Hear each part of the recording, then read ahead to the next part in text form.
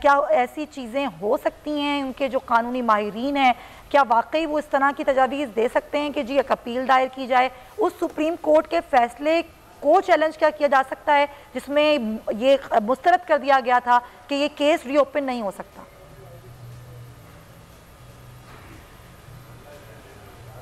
دیکھیے، پہلی بات تو میں کلیئر کرتا جاؤں کہ وہ سپریم کورٹ کی اپیل نہیں تھی، وہ ایک ریویو تھا۔ ریویو کا بہت لیمیٹڈ ٹیکنیکلی سکوپ ہوتا ہے، اور وہ ریویو یہ تھا کہ لاہور ہائی کورٹ نے جو فیصلہ دیا ہے اس کو کالعدم قرار دیا جائے، اور نیب کے اس ریویو کو سپریم کورٹ نے کوئی اس کیس کو ختم نہیں کیا تھا۔ سپریم کورٹ نے سمپلی اٹھا کے نیب کے ریویو کو کہا کہ ہم آپ کا ریویو ڈسمس کرتے ہیں، آپ کے کیس میں جان نہیں، اور لاہور ہائی کورٹ کا فیصلہ اپنی تائیں برقرار رہا۔ اب بات یہ میں نے کہا کہ حکومت یا ایف آئی اے اس کو ری انویسٹیگیٹ کر سکتی ہے، بالکل کر سکتی ہے، اور چونکہ ہمارے آئین میں ہے کہ کسی شخص کو دوبارہ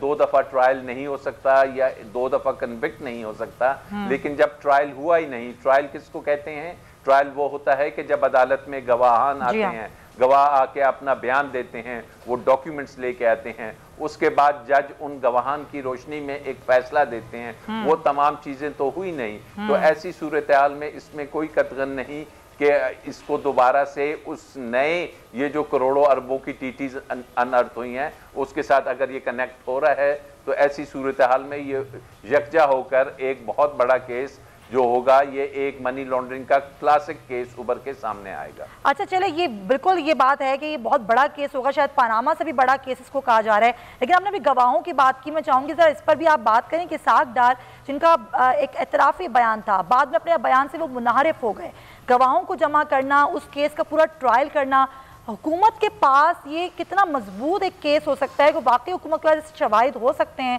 کہ حکومت شہباز شریف کے لیے ایک بہت بڑی مشکل کھڑی کر دے؟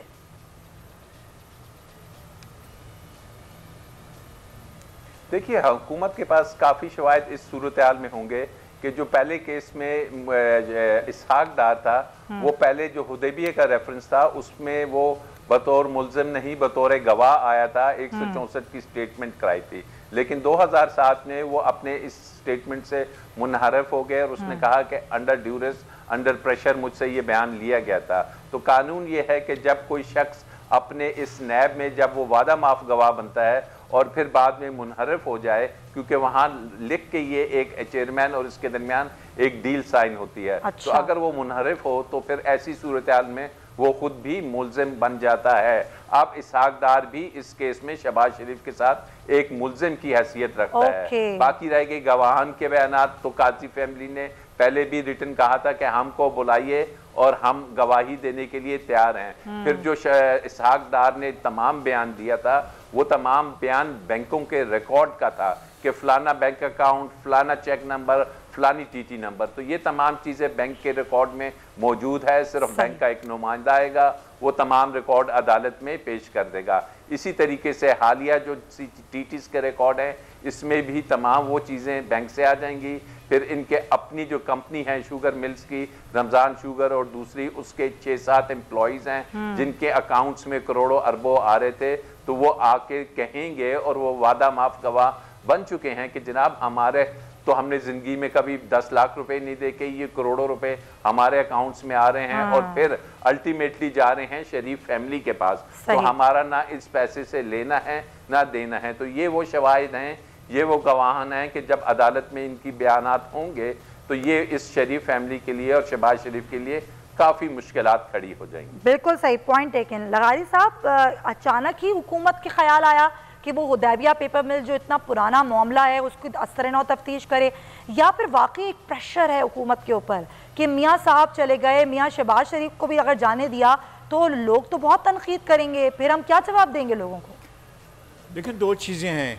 قانون کے ماہر تو ہمارے ظاہر ہے، ہم بات کر رہے تھے، ہمارے انتہائی قابل احترام ہمارے دوست دلائل بھی دے رہے تھے، بات بھی کر رہے تھے۔ ایک بات واضح ہو گئی ہے اور ہمیں اس بات کو بھی سمجھ لینا چاہیے، اگرچہ اس نقطہ نظر سے اختلاف کیا جائے گا، یہ کہ ہم جو کہتے ہیں کہ ادارے آزاد ہیں اور آزادی سے کام کرتے ہیں، تو گویا ادارے آزاد نہیں ہیں۔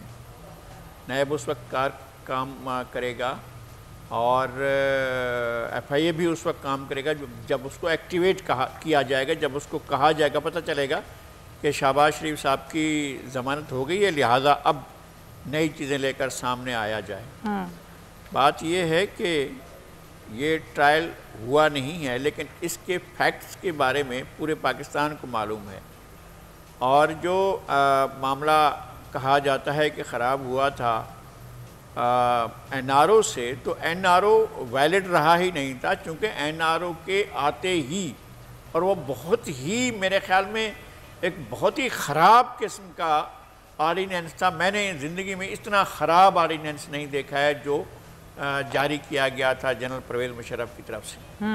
اچھا، اس کے اجراء کے بعد اس کا سو موٹو ہوا تھا، اور پھر اس کے اوپر باقاعدہ وہ ہوئی تھی، سماعت ہوئی تھی، اور اس کے نتیجے میں اس کو نل اینڈ وائڈ قرار دیا گیا تھا، اور اس کے تحت ہونے والی تمام کاروائیاں جو ہیں وہ ری اوپن بھی ہو گئی تھیں۔ پھر پنجاب لاہور ہائی کورٹ نے جو فیصلہ کیا تھا اس کے لیے اس کے اوپر کوئی کمپلشن اور دباؤ یا پریشر نہیں تھا، اور عدالتوں پر اگر کوئی پریشر، دباؤ، کمپلشن ہوتا ہے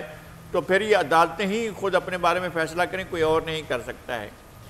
جب یہ 3-2 سے فیصلہ ہو گیا، بلکہ جو ریفری جج ہیں انہوں نے بھی آ کر کہا کہ جی ٹھیک ہے، اس کو بند کر دیا جائے، اس میں کچھ نہیں ہے۔ تو اس کے بعد جب معاملہ سپریم کورٹ میں گیا تب بھی وہی ہوا، سپریم کورٹ بھی اور ہائی کورٹ بھی، دونوں یہ مجاز بھی تھے ہر لحاظ سے، کوئی انہیں نہیں روک رہا تھا کہ وہ ری ٹرائل کو بھیجے تھے۔ میں اس کی مثال بھی دیتا ہوں۔ جب کوٹکنہ کیس تھا تو جب ان کے ایبسنشیا میں سنایا گیا تھا فیصلہ،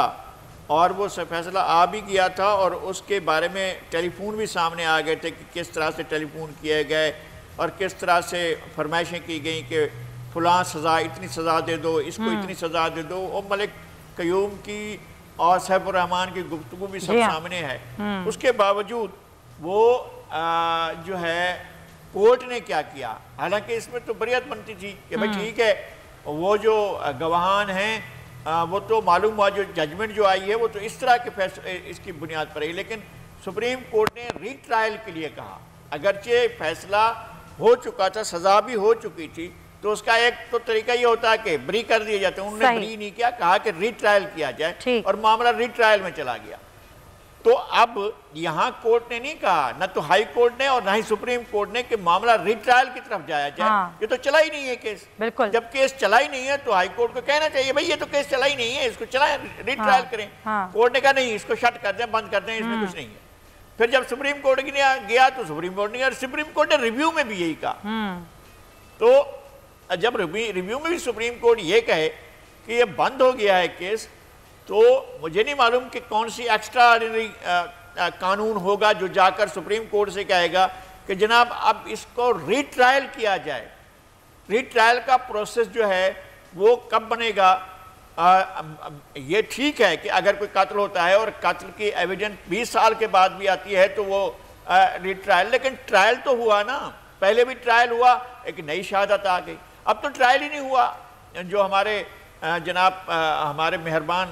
دوست کہہ رہے ہیں، وہ تو ٹرائل ہوا ہی نہیں تھا، اور اس کے بعد لاہور ہائی کورٹ کا یہ فیصلہ ہے نوئنگلی کہ ٹرائل نہیں ہوا ہے، انہوں نے ڈسمس کیا، نوئنگلی کہ ٹرائل نہیں ہوا ہے، سپریم کورٹ نے بھی اس کو خارج کر دیا۔ اب مجھے نہیں معلوم کہ کون سا قانون جو آئے گا اس کو